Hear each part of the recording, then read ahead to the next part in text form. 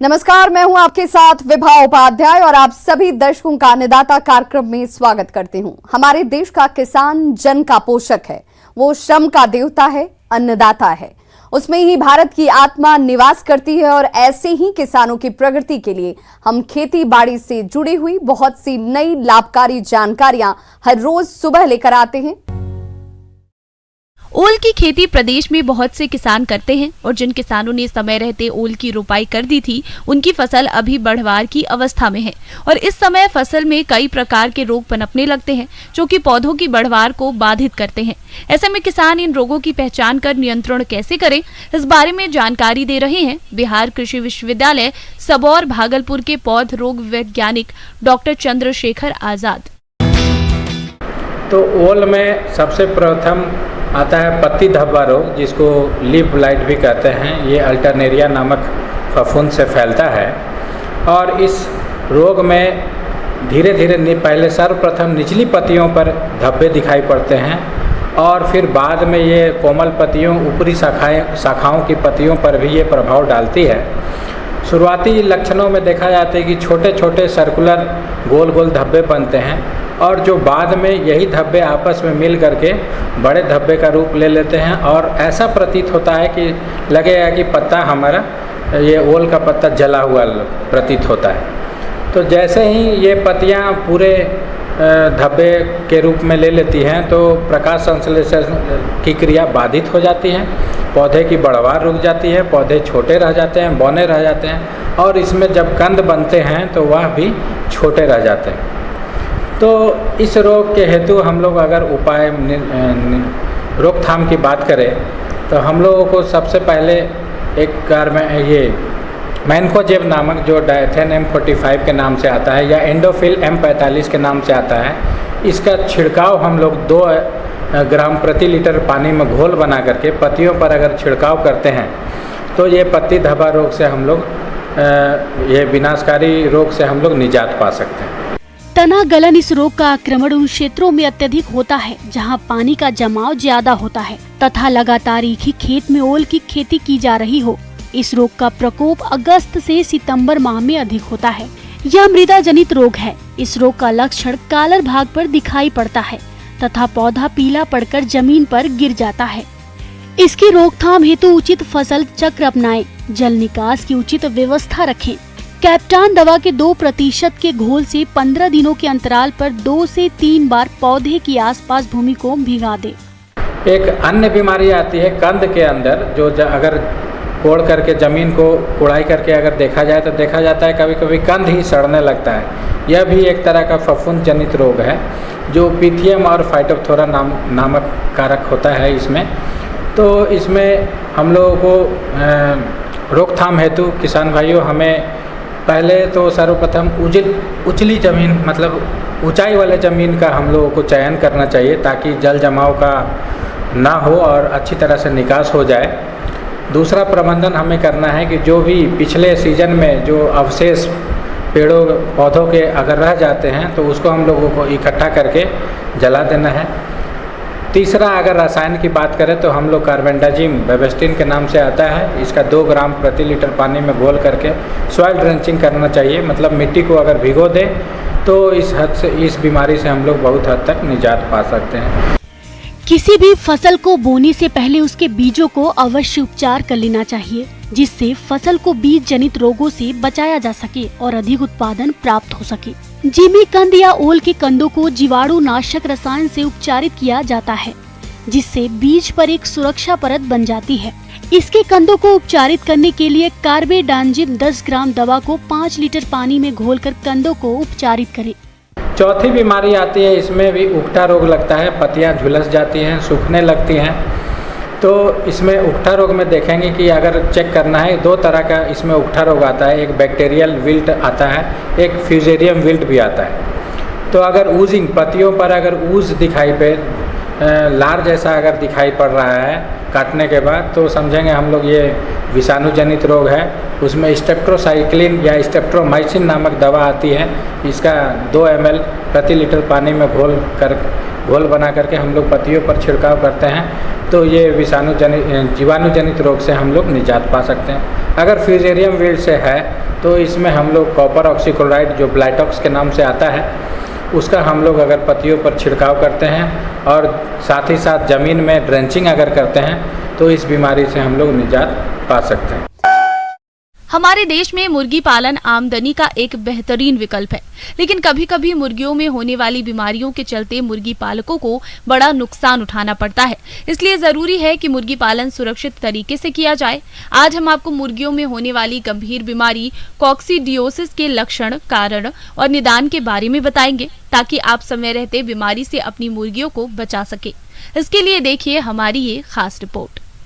Coccidiosis नामक बीमारी जो मुर्गियों में होती है और अन्य पशुओं में भी होती है, तो इसमें ख़ास तौर से ये देखा जाता है जिसे हिंदी में हम खूनी दस्त भी कहते हैं।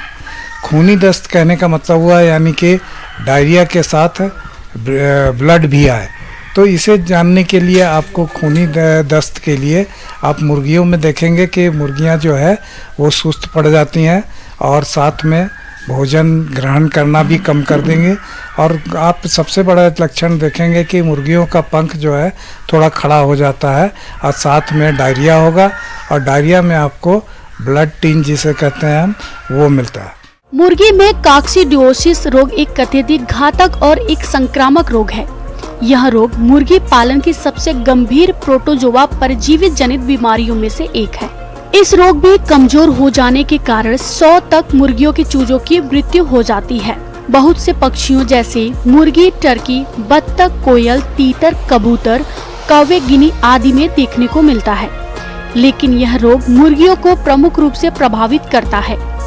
इससे खासकर मुर्गियों के चूजे प्रभावित होते हैं और इससे प्रभावित होने पर चूजों की मौत सबसे अधिक होती है।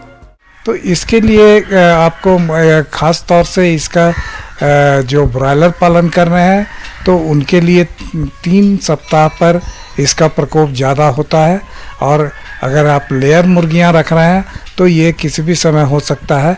और इसके होने का कारण ये है कि कॉक्सीडिया एक परजीवी है जिसके अंडे आपके लीटर यानी कि जो बिछावन मुर्गियों का बिछाते हैं, अगर उसमें नमी है तो उस समय आपको ये मुर्गियां जो है वो भोजन के साथ में उसके अंडे को भी ग्रहण कर लेती हैं और वो उसके शरीर में जाकर आंत में ये कॉक्सीडिया जो है मल्टीप्लाई करता है और साथ में इनको एक इंटेस्टाइन के अंदर में आपका, तो इस तरह के, और एक साथ में हो सकता है कि बहुत ज़्यादा तादाद में आपकी मुर्गियां या चूजे मरने लगें, तो आप इसका पोस्टमार्टम अवश्य कराएं। पोस्टमार्टम कराने पर आपको ये पता लग जाएगा कि ये कॉक्सीडिया से मर रही है, तो कॉक्सीडिया के उपचार पर आप देखें। कॉक्सीडियोसिस रोग से बचाव के लिए सबसे जरूरी है इसके लिए साफ सफाई। सप्ताह में कम से कम एक बार समय पर मुर्गीशाला की सफाई करें, साथ ही चूने का भुरकाव भी करें। दवा से मुर्गीशाला को अवश्य धोएं। इंक्यूबेटर की सफाई, बर्तनों की सफाई भी जरूरी है। रोग हो जाने पर मुर्गीशाला का लीटर अवश्य बदलें। बीमारी बचाने के लिए समय पर मुर्गियों का टीकाकरण कराएं। रोगित पक्षियों पर तत्काल ध्यान देना चाहिए और रोग से मरे हुए पक्षियों को गड्ढे में दबा देना या जला देना चाहिए। कॉक्सीडिया में खास तौर से कुछ दवाएं हैं जिसको कि आपको समय समय पर, अगर आप डीप लीटर में मुर्गी पालन कर रहे हैं तो समय समय पर इसे आप चलाएं। 1 महीने 2 महीने के अंतराल पर अगर आपके यहाँ प्रकोप होता है तो इसे एम्प्रोलियम नाम की दवा आती है। एम्प्रोलियम आप इसे पानी में घोल कर भी दे सकते हैं।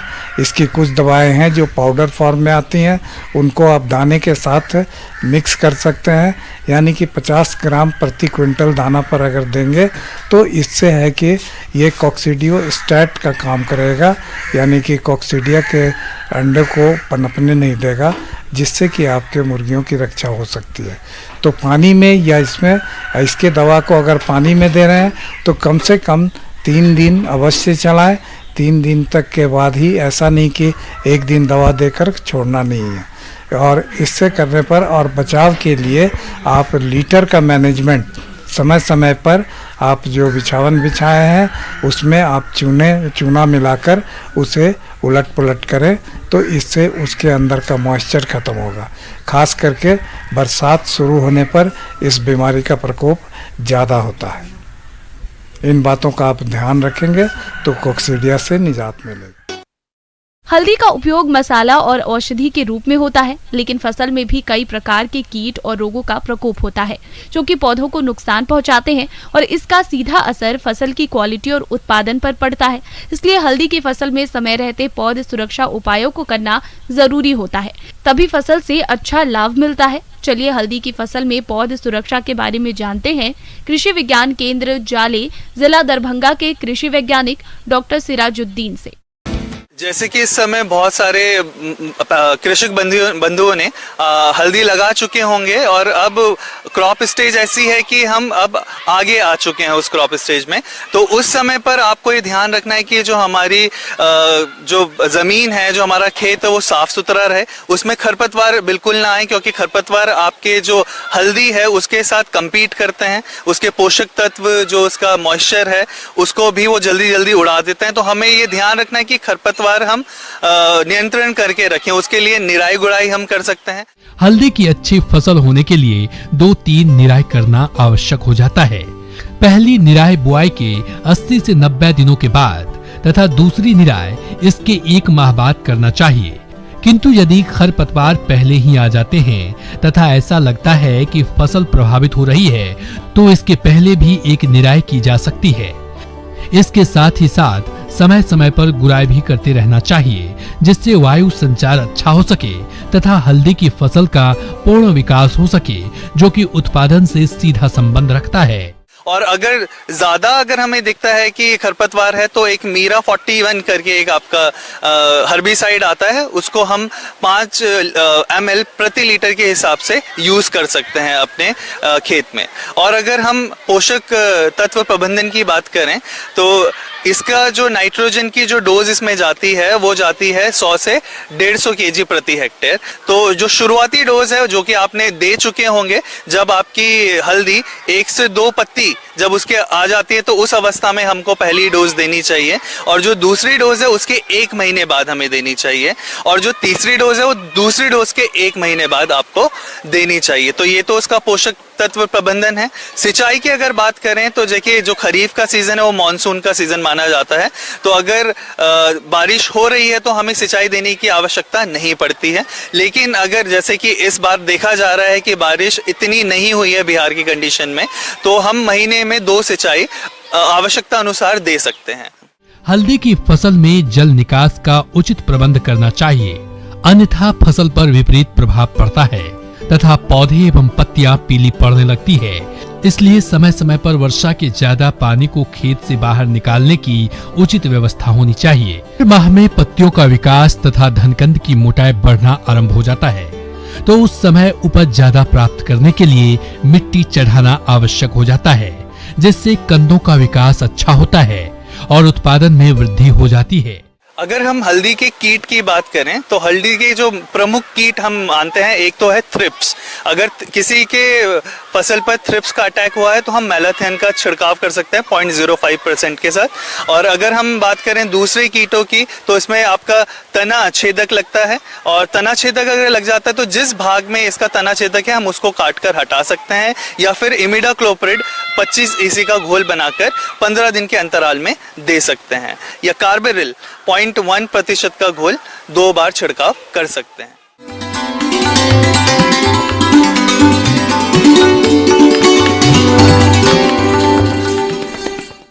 आइए जानते हैं अन्नदाता निःशुल्क फोन के माध्यम से पूछे गए समस्याओं का समाधान।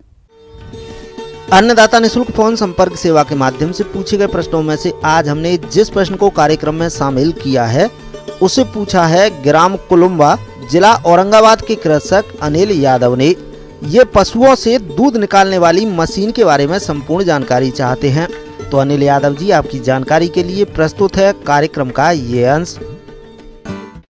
जैसे कि आपने कहा है कि जो पशुपालन हमारा एक मुख्य उद्देश्य है, इसके तहत हम अच्छी नस्ल के जितने भी हमारे जो पशु हैं उनकी पैदावार को बढ़ा रहे हैं। हमारे संस्थान में मुख्यतः जो भी पशु हैं 10 से 15 किलो के लगभग उनका एवरेज दूध होता है, और इसलिए उसके लिए हमने एक मशीन का उपयोग में लाते हैं और मशीनों के द्वारा हम दूध निकालते हैं। मशीनों के जिसे दूध को हम निकालने का एक विशेष ध्यान रखा जाता है कि उसमें जो नेगेटिव प्रेशर है जिससे हम दूध निकालते हैं वो एक ठीक होना चाहिए। सफाई का हम ध्यान रखते हैं, और मशीनों से एक एडवांटेज हमें क्या होता है कि जो हाथ नहीं लगता दूध में, तो हैंडलिंग में भी हमारा साफ सफाई का ध्यान होता है, जिससे कि दूध हमारा बड़ा स्वच्छता से निकाला जाता है। जो हमारे कम दुधारू पशु होते हैं जिसमें हमारी मुख्यतः देसी गाय होती हैं, उनको हम लोग हाथ से दूध निकालते हैं, और जिसमें विशेष तौर से हम ध्यान रखते हैं कि उसमें सफाई का भी हम उसमें जो ध्यान रखें, और इस हिसाब से हमारे यहाँ संस्थान में दूध निकाला जाता है। और स्वच्छ दूध उत्पादन करें, क्योंकि आगे आने वाले दिक्कतें ये आ रही हैं कि हमारे पास क्लीन मिल्क प्रोडक्शन होना बहुत ज़रूरी है, ताकि इससे हम अपने जो एक्सपोर्ट की क्वालिटी जो है इसको हम लोग बढ़ा सकते हैं। और ये तभी होगा कि जब हम साइंटिफिक तौर तरीके अपनाएं, नस्ल सुधार पर ध्यान दें, साफ़ सुथरा दूध उत्पादन करें, और ताकि इससे उनकी जो हमारे किसान भाई हैं उनकी आमदनी भी अच्छी होगी, और उनको जब आमदनी अच्छी होगी तो उनका अपना पूरा घर परिवार अच्छा चलेगा। हम लगातार इस दिशा में काम कर रहे हैं, और आगे जो 2030 तक हमारा वो है जो उत्पादन का लक्ष्य जो बराबर बढ़ रहा है, करीब 240 मिलियन टन लगभग जो है, आप ये मान के चलें कि 24 करोड़ टन हमारा दूध उत्पादन का उद्देश्य है, और जो इस दिशा में काम कर रहे हैं। और मैं समझता हूँ कि जिस हिसाब से हमारे वैज्ञानिक कार्य कर रहे हैं, जो हमारी नई नई टेक्नोलॉजीज निकल रही हैं, उनको ध्यान में रखते हुए हम इस लक्ष्य को जरूर जो प्राप्त करेंगे। इसी कड़ी में जो दूसरा प्रश्न कार्यक्रम में शामिल किया है उसे पूछा है ग्राम कुरथिया, जिला कटिहार के कृषक प्रीतम सिंह ने। ये आम के बागों से प्रतिवर्ष फल लेने के लिए क्या करें, इस विषय पर जानकारी चाहते हैं। तो प्रीतम सिंह जी, आपकी जानकारी के लिए प्रस्तुत है कार्यक्रम का ये अंश। हमको प्रयास करना है सर्वप्रथम आम में उन टहनियों की कटाई छटाई करनी है जो टहनियाँ एक दूसरे से सटी हुई हैं, और जिस टहनी में बीमारी है उस टहनी को काट छांट के हटाना है। बहुत मोटी टहनी का कटाई नहीं करनी है, पतली पतली टहनियों का कटाई करना है। उन टहनियों का कटाई करना है जो टहनी एक दूसरे पर छाया कर रहे हैं। सर्वप्रथम आप किसान भाइयों के लिए कटाई छटाई सबसे महत्वपूर्ण चीज़ है, और अगर अभी के बाद अक्टूबर के बाद काटते हैं तो ये आम के लिए अच्छा नहीं होगा, आम के उत्पादन पर इसका प्रभाव पड़ेगा। दूसरा चीज़ है कि अगर कटाई किसान हमारे कर रहे हैं तो जिस वृक्ष के सामने हम लोग खड़े हैं उस वृक्ष में आप देख रहे होंगे कि इसके ऊपर वाले भाग में काट करके इसको हल्का किया गया है। ऊपर वाले भाग को, कहने का मतलब कि जो इसका केंद्र है, सेंटर है, उसको खोल करके खोला गया है, बीच वाले तना को काटा गया है, ताकि पूरे के पूरे पौधे पर धूप पड़े, और जो अंदर वाले लाइनिंग है जिसमें कि फल नहीं लगता है, धूप नहीं लगने के कारण मंजर नहीं आता है, उन सब पर भी मंजर आए। कटाई छटाई का काम इसी माह करने से ही आगे अच्छा फलन होगा, और इन शाखाओं की छटाई जरूर करें जिन पर पिछले वर्ष फल आया था, और कटाई छटाई करने के बाद संभव हो तो बाग में कॉपर ऑक्सी क्लोराइड का स्प्रे जरूर कर दें, जिससे आगे बाग में रोग न लगे। कटाई छटाई के बाद पूरी उम्मीद रहती है कि सभी पेड़ों पर फ्रूट बर्ड्स आएंगे, क्योंकि इन्हीं पर आगे बौर और फलन होंगे। लेकिन आपको लगता है कि कटाई छटाई के बाद भी कई वृक्षों पर फल नहीं आते, तो उस दशा में हार्मोन्स का प्रयोग इस समय पर कर सकते हैं, और इसके लिए सबसे कारगर हार्मोन्स फैक्लोब्यूटाजॉल है, जो कई नामों से बाजार में मिलता है। इसका प्रयोग सितंबर में ही किया जाना चाहिए। अगर आपके पेड़ की उम्र 5 से 10 वर्ष के बीच है तो 8 से 10 लीटर पानी में 4 मिलीलीटर दवा का घोल तैयार करें, और अगर 10 वर्ष से अधिक उम्र वाले पौधे हैं तो 25 मिलीलीटर दवा लें, और 35 से 40 लीटर पानी में घोल तैयार करें। इस घोल का प्रयोग जड़ के पास ही करना है और प्रयोग करने के बाद लगातार बौर आने तक नमी बनाए रखना है। अगले साल से इस हार्मोन्स की आधी मात्रा दें, तीसरे साल से 3/4 कर दें, चौथे साल प्रयोग नहीं करना है, 5वें साल यही क्रम दोहराएं। ऐसा करने से आपके बाग में हर साल फलन होने लगेगा और आम का उत्पादन भी अच्छा होगा। किसान भाइयों के लिए अभी बहुत ही समुचित समय है कि इन सारे चीजों का प्रबंधन वो करे। एक नजर डालते हैं राज्य के कुछ मंडियों के प्रमुख फसलों के बाजार भाव पर।